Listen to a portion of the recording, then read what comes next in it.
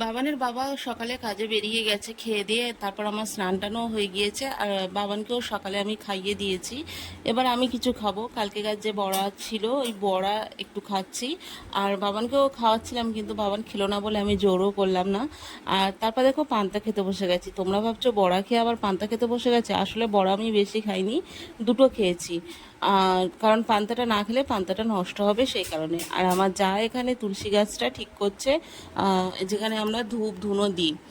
বাবানরা সব এখানেই খেলছে। তারপরে বাইরে থেকে জামা কাপড়গুলো তুলে নিয়ে আসলাম, যা রোদ উঠেছে জামা কাপড়ে হাত দেওয়া যাচ্ছে না, আগুন হয়ে গেছে জামা কাপড়। গরম গরমই আমি আজকে ভাঁজ করে রেখে দিলাম, নাহলে আমি অন্যদিন একটু ঠান্ডা করতে দিই, তারপরে ভাঁজ করি। বাট আজকে আমি ভাঁজ করে রেখে দিচ্ছি, কারণ বাবানকে স্নান করা হয়ে গেছে, খাওয়ানো হয়নি, সেই কারণে হাতের কাজটা এগিয়ে রাখলাম।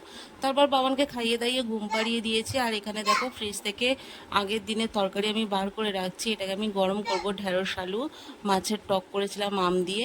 আর এই তরকারিটা হচ্ছে বাবান আর বাবানের বাবাকে আজকে করে দিয়েছিলাম আলু দিয়ে মাছের ঝোল। আর আমার যেহেতু আগের দিনের তরকারি ছিল বলে আমার জন্য আর করিনি, আমি ওই বাসি তরকারিটা গরম করে খাচ্ছি। আর ওদের বাবা ছেলের জন্য তরকারি করে দিয়েছি। দেখি আর বাবা, দেখি তারপর দেখি দেখো দেখি আমার কি কামড়েছে বাবানের এটা। বিকালে যখন বাবান ঘুম থেকে উঠেছে, এখানে একটা বাবানের কিছু কামড়েছে, তো কেমন যেন একটু ফুলে গেছে, আমি তো ভয় পেয়ে বাবা, গেছি দেখো। আর ঠোঁটের সাইডেও লাল হয়ে গেছে, আমি ভাবছি কিছু বেয়ে গেল না কিছু কামড়ালো। আমার খুব টেনশন হচ্ছিল। আর ঠোঁটটা আস্তে আস্তে আরও ফুলে যাচ্ছিল। বাবান বারবার হাত দিচ্ছিল, জিভ দিচ্ছিল, ওরও একটা অস্বস্তি হচ্ছিল।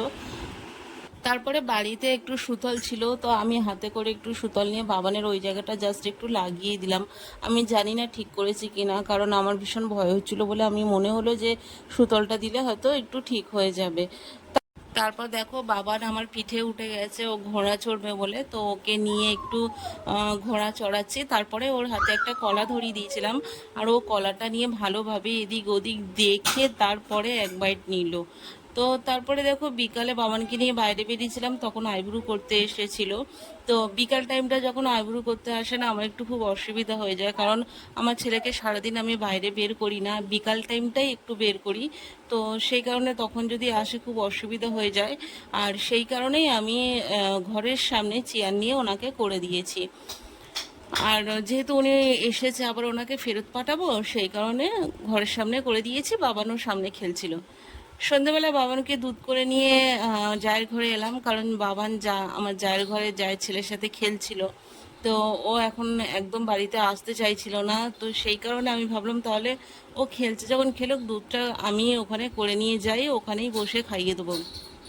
তারপরে বড়টা পড়তে বসবে বলে বাবানকে নিয়ে বাড়িতে চলে এলাম। আর আমার খুব খিদে পেয়েছিল। ফ্রিজে দেখো আগের দিনের যে হাফ হাফ খাওয়ার রোল ছিল, তো সেটাকে আমি এখন গরম করছি, ওটাকে আমি এখন খাবো, সেই কারণে। তো এটা দেখো মোটামুটি ভালোই গরম হয়েছে। তো বাবানকে একটু, যেহেতু বাসি বলে বাবানকে একটু পরোটা দিক থেকে দিলাম, আর সস ফসগুলো আমি খেলাম। কখন থেকে সেজেগুজে বসে আছি, কিন্তু বাবান ভিডিও করতে দিলে তো এখন শর্ট ভিডিও ছাড়তে আমার ভীষণ অসুবিধা হয়, বাবান একদম ছাড়ে না। তো তারপরে দেখো ওর বাবা চলে এসেছে, আর আমি এখানে পেঁয়াজ রান্নাঘরে চলে এসেছি, পেঁয়াজ কাটছি, আর ওর বাবাও ওখানে ডিমগুলো ফাটিয়ে ফাটছিল। তারপরে পেঁয়াজগুলো দিয়ে নেড়ে ছেড়ে ওর মধ্যে ডিমটাও ছেড়ে দিলাম। তারপর ডিমটা একসাথে ভেজে নেবো, যেহেতু আজকে আমাদের পুষ্টি ভাত হয়েছে, সেই কারণে। বাবানের খাওয়া হয়ে গেছে, তো চলো আজকে গুড নাইট।